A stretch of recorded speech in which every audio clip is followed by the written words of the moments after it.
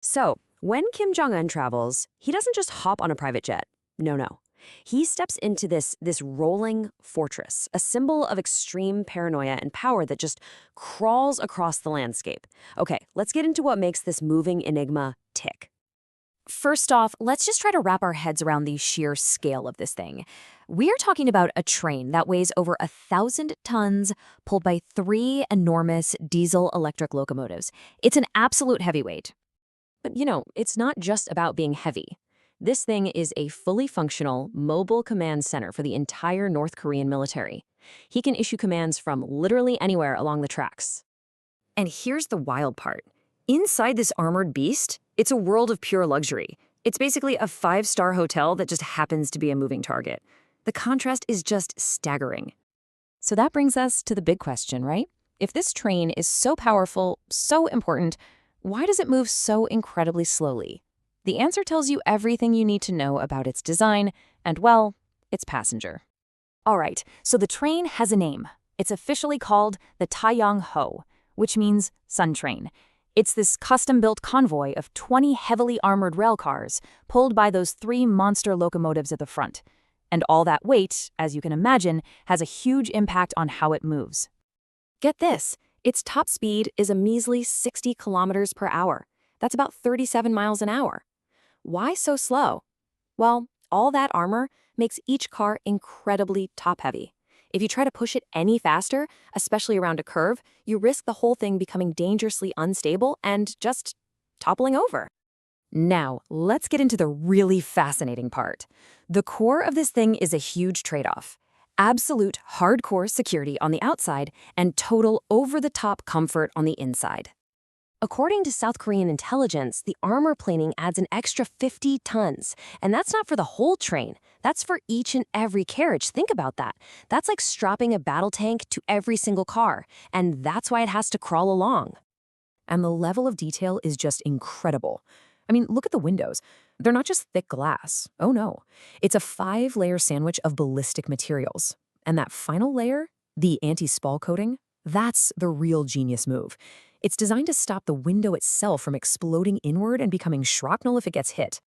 And underneath, it's just as smart. The floor has these angled steel plates. Their whole job is to take the force from a bomb on the tracks and push it sideways, away from the passengers, instead of letting it blow straight up into the compartment. But then you step inside, and it's a completely different universe. You've got a mahogany conference room with satellite links to run the country. A dining car with chefs you'd find in a Michelin star restaurant. Full-on medical facilities that can handle surgery. Heck, there are even cars just to carry his armored Mercedes limos. And, of course, it's got its own weapons. Machine guns, missiles, even an MD-500 helicopter for a quick exit. It is quite literally a self-contained world of power. But as this fortress creeps toward the Russian border, it runs into a massive problem. And it's a problem that no amount of armor or luxury can fix. A problem that's only 85 millimeters wide. You see, North Korea uses what's called standard gauge track, just like most of the world. But Russia uses a broader gauge. This was actually a deliberate military strategy back in the 19th century to slow down any invading army's trains.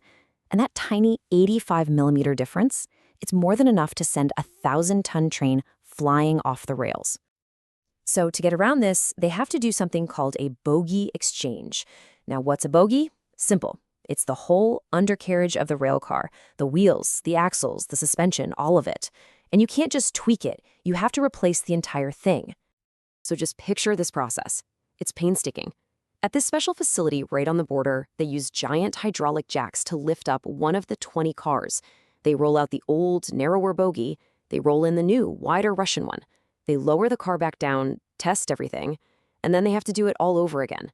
40 times, once for each end of all 20 cars. The whole thing takes, wait for it, between 5 and 7 hours.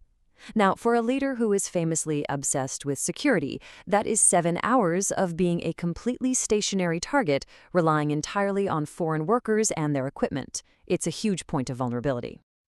So, once the train finally gets onto those Russian tracks, the security bubble just expands massively.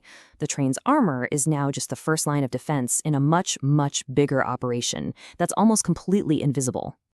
You've got an advanced train running ahead, basically acting as a guinea pig to check for sabotage.